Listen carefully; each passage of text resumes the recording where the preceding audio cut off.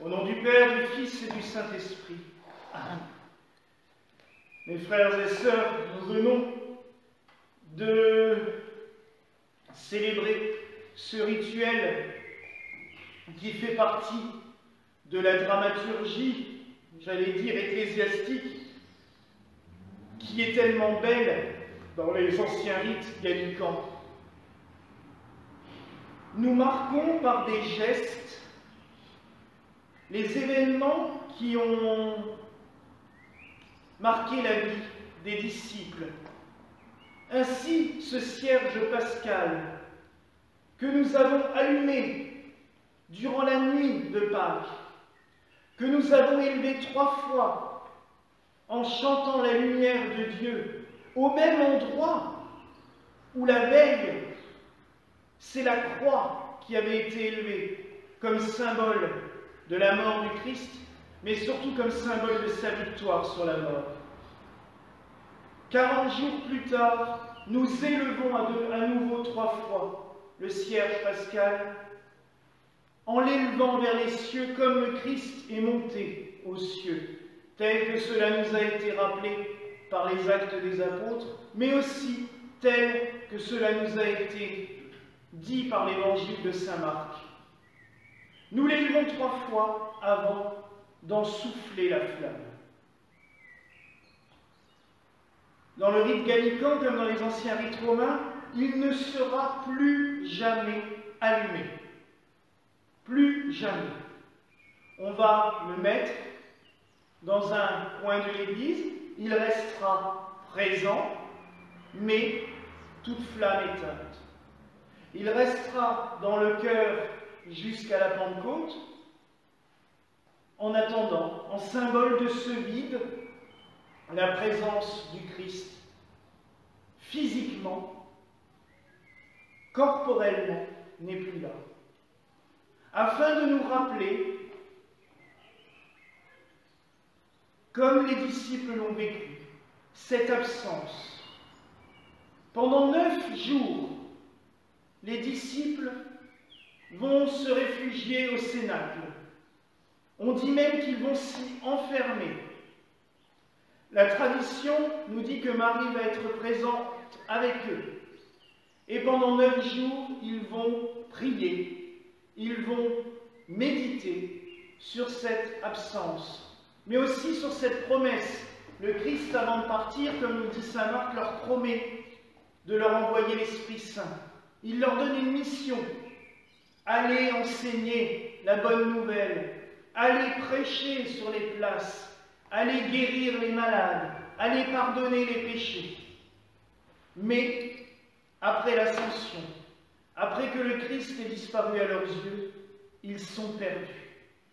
Ils sont dans ce désespoir, dans cette tristesse, comme nous pourrions le vivre, et comme nous le vivons, ou nous l'avons vécu, lors d'un deuil. Il y a cette période de sidération.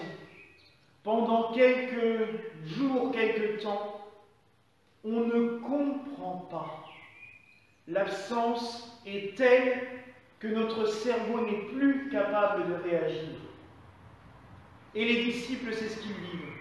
Ils savent qu'il va falloir rebondir. Comme dans un deuil, nous savons que nous devons rebondir, que nous devons aller de l'avant. Mais sur le coup, nous en sommes incapables. Pendant ces 9 jours, ils vont prier, ce qui donnera d'ailleurs la tradition de prier 9 jours d'affilée pour demander quelque chose à Dieu. Nos neuvaines que nous célébrons encore régulièrement, ces bougies de neuvaines, je sais que vous êtes souvent nombreux à en demander pour les faire brûler. Cette tradition de la neuvaine nous ramène tout simplement à cette prière de Marie et des disciples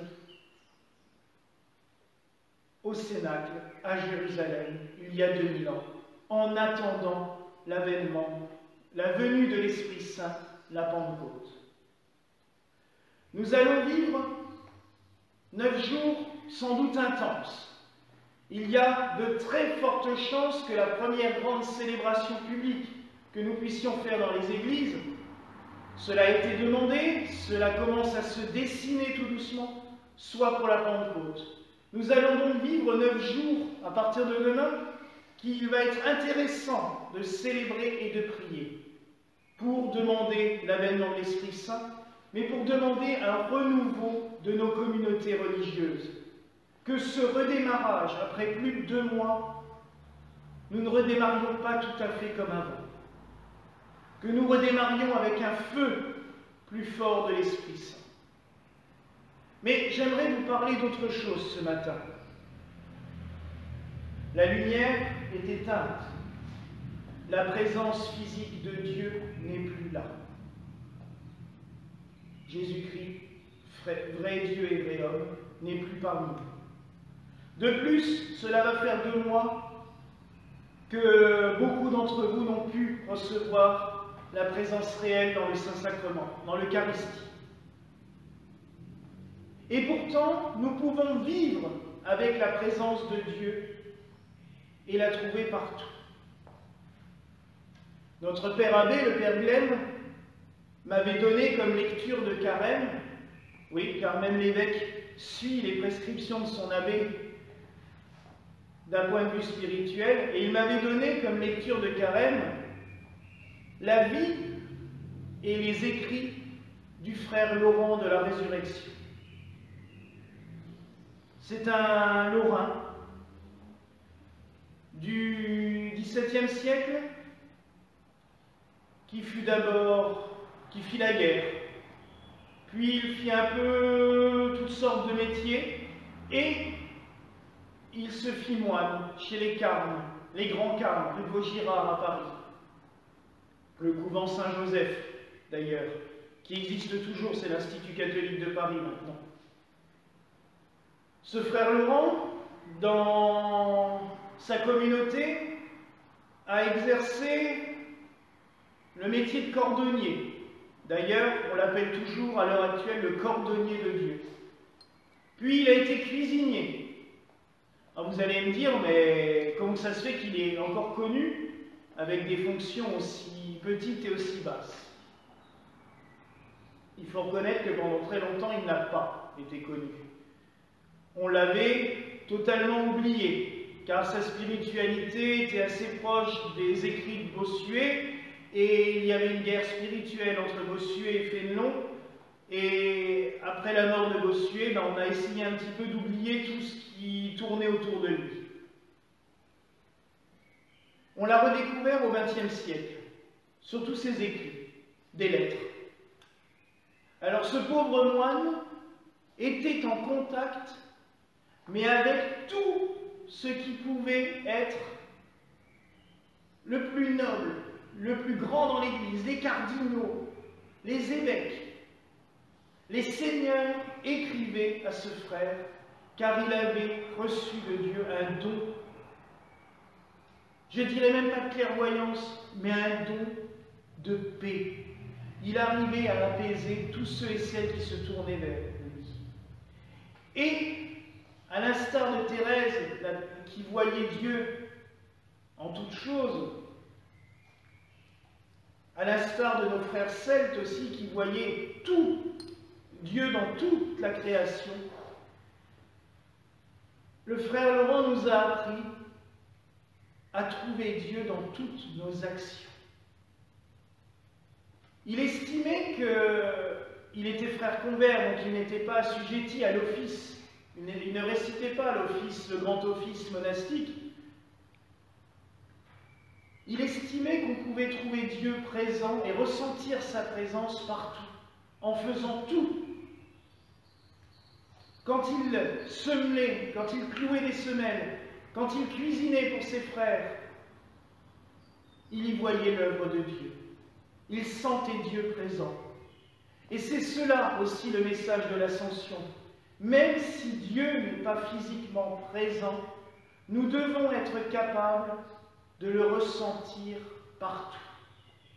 Et c'est vraiment, je pense, l'une des plus belles grâces que nous donne l'Esprit Saint, que nous avons reçu à la Pentecôte, que nous avons reçu lors de notre baptême, que nous avons reçu lors de notre confirmation. C'est de ressentir Dieu en toutes choses et en toute action. Vous le savez, parlais hier soir justement avec le Père Glenn qui me demandait comment j'avais ressenti cette lecture.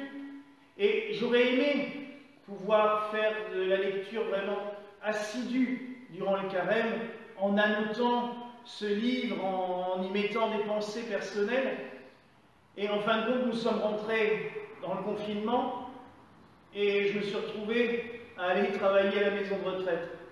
Et il a fallu quelques jours pour comprendre qu'en fin de compte, Dieu ne me demandait pas d'écrire quoi que ce soit à propos de ce livre, mais qu'il me faisait vivre ce que le frère Laurent indiquait. Au début, je me disais, oui, ben c'est bien, je suis là, je m'occupe des gens, mais je n'arrive pas à prier comme je le voudrais. On aurait tous la volonté de pouvoir être là, à l'église, de pouvoir réciter l'office, de pouvoir chanter les laudes, les vêpres, les copies, et là, le temps manquait. Puis à un moment donné, on se rend compte que, en passant dans une chambre, on voit une statue de la Vierge. Et automatiquement, on se met à prier un jour le Salut Marie. On entend une pensionnaire faire sa prière en allemand. Et hop, on se met à prier avec. Et au bout d'un moment, c'est même en faisant les plus petites choses, j'allais dire en remplissant son seau d'eau, où on pense à Dieu. Et on se rend compte qu'il est présent tout le temps. Alors vous allez me dire, oui, mais alors à ce compte-là, il n'y a plus besoin d'aller à l'église. Et c'est vrai que durant les 2 derniers mois, on a lu des choses aberrantes, venant de laïcs, mais même venant de prêtres, qui nous expliquent comme quoi, au moins les gens, les chrétiens, pourront se rendre compte qu'on n'a pas forcément besoin de prêtres ni d'église. C'est faux. Car la foi, il faut la nourrir. Et si je ne venais pas ici pour célébrer la messe, si je ne recevais pas la communion, si je ne priais pas avec mes frères, vous voyez, aujourd'hui, on a le clergé, mais bientôt nous serons tous ensemble. Si nous ne nous retrouvions pas tous ensemble pour nourrir cette foi, à un moment donné, ce qui est une vie en présence de Dieu en permanence, ça fadirait très vite. Et nous tomberions plus dans la mélancolie, dans l'angoisse, car cette présence se nourrit. Alors si cette petite lampe brûle en nous en permanence, c'est parce qu'on rajoute de l'huile régulièrement, et cette huile, c'est les sacrements. On ne peut pas vivre en la présence de Dieu si on n'alimente pas cette petite lampe. Alors oui, mes frères et sœurs, que dans chaque action que vous faites, vous pensiez à Dieu. Les frères orthodoxes, les moines, récitent cette prière, Seigneur Jésus, Fils du Dieu vivant, aie pitié de moi, pécheur. Et ils le répètent au point qu'à un moment donné, leur cœur prie et ils sont en train de travailler, ils sont en train de faire plein de choses. Mais cette prière est tellement incorporée que le cœur prie, il est en contact direct avec Dieu et on fait toutes autres actions. Que votre vie de tous les jours soit comme ça. Ressentez la présence de Dieu au plus profond de vous, en permanence. Que cette lampe reste allumée en permanence. Il y a une église orthodoxe en France qui suit aussi le rite des Gaules, qui a une belle tradition, c'est que le jour de l'Ascension, avant de souffler le cierge pascal, tous les fidèles viennent allumer une bougie. Et à la fin, on souffle le cierge pascal, mais les fidèles ont la bougie allumée. C'est cela. L'Ascension, c'est cela. La présence de Dieu physiquement au milieu de son peuple n'est plus là, mais elle est spirituellement en chacun de nous. Alors je vous conseille de lire les écrits du frère Laurent de la résurrection. Je vous conseille tout simplement de vous mettre en la présence de Dieu. Cette sainte présence, comme le disait aussi notre Père Tugdual, qui était évêque gallican, qui a restauré le monachisme celtique en Bretagne, a pu, à un moment donné, se noyer dans cette présence de Dieu, au point qu'un jour, il s'est réveillé, j'allais dire, au bout de 3 jours. Il ne sait plus ce qui s'est passé pendant 3 jours, mais il a dit « J'ai été baigné dans une sorte de lumière ». Il était en total contact avec la présence de Dieu, qu'il a appelé même son monastère, son petit ermitage, monastère de la sainte présence, parce qu'il avait ressenti cette présence de manière tellement forte en lui. Alors mes frères et sœurs, mettons-nous en la présence de Dieu, ressentons-le, adorons-le au fond de notre cœur dans tout ce que nous faisons. Oui, il est présent parmi nous, il est présent en nous, spirituellement. Invoquons le Seigneur, demandons à l'Esprit Saint qui va venir à la Pentecôte, que nous invoquons avec les apôtres, prions-le pendant ces 9 jours, pour demander à l'Esprit Saint de nous donner cette force de reconnaître et de ressentir la présence de Dieu en chacun de nous. Voilà la grâce, mes frères et sœurs, que je nous souhaite en ce jour. Au nom du Père, du Fils et du Saint-Esprit. Amen. Christ est monté aux cieux. Oui, c'est la vérité. Et que la paix du Seigneur soit toujours avec vous. Et avec ton esprit.